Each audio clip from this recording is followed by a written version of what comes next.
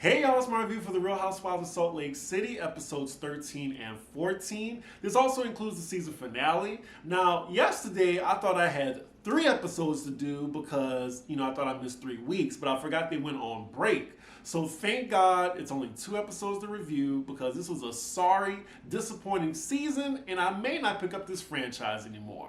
Just saying. Also, even though this is a 2-episode review, this may be a light one because my F's are out. I am not going in depth in these ladies' BS. Like, I'm done with this season. I'm not even doing a separate review for the reunions. It better be 2 parts too, but I'm gonna do 2 parts back to back, so expect that the following week for my review on the reunion. Anyway, let's get into this sorry-ass first episode. So these ladies are still in San Diego. This is the 3rd episode in a row they are there. Hopefully next season, even though I won't be reviewing it, they'll be able to go outside of the States now that Jen Shaw is rightfully in jail. I'm sorry, prison. We see Heather at the table still making light of her black eye. She's still beating around the bush, not telling anybody how she got it. She's lying. She looks like a big fool at the table, and she's definitely lost my respect. The next topic at the table is Dana addressing Jen about her criminal connections. She says that she knows somebody that knows someone that worked for her and pled guilty. Now, of course, Jen isn't going to directly address this. She's trying to intimidate Dana at the table. And in true Jen fashion, what does she do? There's the lies, the deflection, the walk-off, and then the crying. It was in that order. So while she storms off with that tantrum and goes back into the house, her little minion Heather goes right behind her. I think Meredith followed her too. Did she? Yeah, she did. And of course other ladies at the table just accept this behavior from Jen. I'm thinking they're trying to wait till she pleads guilty because I'm guessing in the small, slim chance in their minds if she's innocent, they want to make it seem like they were there for her. They then talk about Jen's likelihood of going to prison, and Whitney says she's willing to make conjugal visits to see her. Thankfully, the other ladies corrected her on that dumb statement she just made. Oh, child, this dinner is endless. And then production even shows us it lasted till like 4:01 in the morning. So with that over, this is the end of the San Diego trip. We're back in Salt Lake City. Oh, God, we're with Meredith and her boring, vapid children. No. Fast forward. All we needed to know was she's hosting a fashion charity event. Next scene, we're with Heather and Sarah Paulson, and she's talking to her about how she got her black eye, and of course Heather keeps lying about it. So I'm not covering this scene. It's bullshit. Heather has more to worry about than that black eye. She needs to worry about those deep-seated mental issues that she's dealing with. All right, moving on. Next scene, we're with Whitney as she's being boring and vague, talking about her abuse that she went through and then applying it to her fight with Heather. I don't get the vagueness with that. Just tell us what happened. And also, do y'all notice that Whitney's being vague with this abuse plot line, and then Heather, she's being vague with the black eye. So again, I don't care. So next we're with the felon, and she's talking to her therapist virtually. Again, she's trying to garner sympathy for being caught and how she fucked up her family. Listen, I don't give a fuck. I don't at all. I don't have empathy for you. I have empathy for your children. I have empathy for your mom that you probably scammed out of money. I have empathy for the old people that you scammed out of money. But for you, no. Clankety clank. Next scene is the day of Meredith's fashion charity event, which means we have to sit through her son's ugly, bland, uninspired clothing line walking down the runway. The friends of arrive to greet Meredith, and we see that Meredith is kind of mad at them, but passive-aggressively. So she tells them, I'm not mad at you, I'm just disappointed. But again, I'm not mad. Clearly she's mad at them for running to tell Lisa what she said about her. I mean, why would you gossip to people you don't know? Like, they have no alliance to you. They were hired specifically to stir the pot and drum up drama for this boring, failed franchise. Can y'all tell that I'm annoyed with this show? Just wondering. So all the ladies are there, and the discussion is between Lisa and Angie K. Angie K informs her how fake Jen is by trying to mend things with Angie H, the person that she had so many vile things to say about. Like, she bit off 3 of her friends' heads for not being on her side immediately. And didn't she also almost try to end her life over this whole beef she had with her? It's calculated and phony because she's obviously trying to get women on her side, especially when she pleads guilty. So later on at the Brooks Awful Fashion Show, we see Jen and her husband approach Angie K and her husband, and they give her the check for the money she spent on Coach Shaw's birthday party. Now, I'm glad that she called Jen's ungrateful ass out, because y'all know Jen wasn't going to contribute to that. And the best part of this episode was when Angie K said she was going to run to the bank to cash that check before the feds freeze Jen Shaw's assets. That was a good one. Okay, so we're on the final scene of this episode, and they decide to end it on Heather visiting Whitney to talk. They are doing their usual back and forth stalemate of a conversation with no resolution, and again, I don't give a fuck.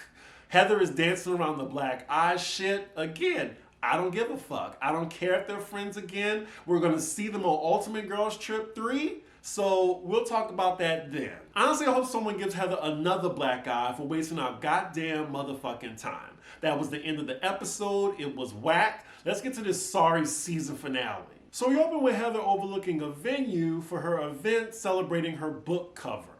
Yes, I said book cover, not the book. It also looks like the choir's going to be making their performance debut here as well. And wow, so we are immediately going into this event for Heather. Like, we're in the first 5 minutes of this episode. We see guests arriving, all of the ladies are invited. Before Jen gets there, we see Angie K telling the group that she heard from a friend that Jen's going around telling people that she gave Heather the black eye. Angie then implies that Heather actually got that black eye from scissoring and romping around in the room with Jen. I mean, that theory doesn't sound far-fetched either. I could totally see that happening as well. So then we see the Shaws arrive and they approach Angie H and her husband to mend things between them. It was so fake, y'all. Like, I don't even want to go through this scene. Like, clearly it was calculated. They probably called them before the event and say, hey, this is what we're going to do. We're going to accept your apology. Fake. Later on, we see the choir perform, and as expected, they are awful. They are all off key, they are flat. They then get sympathy claps from everybody, and after that, Heather unveils her book cover.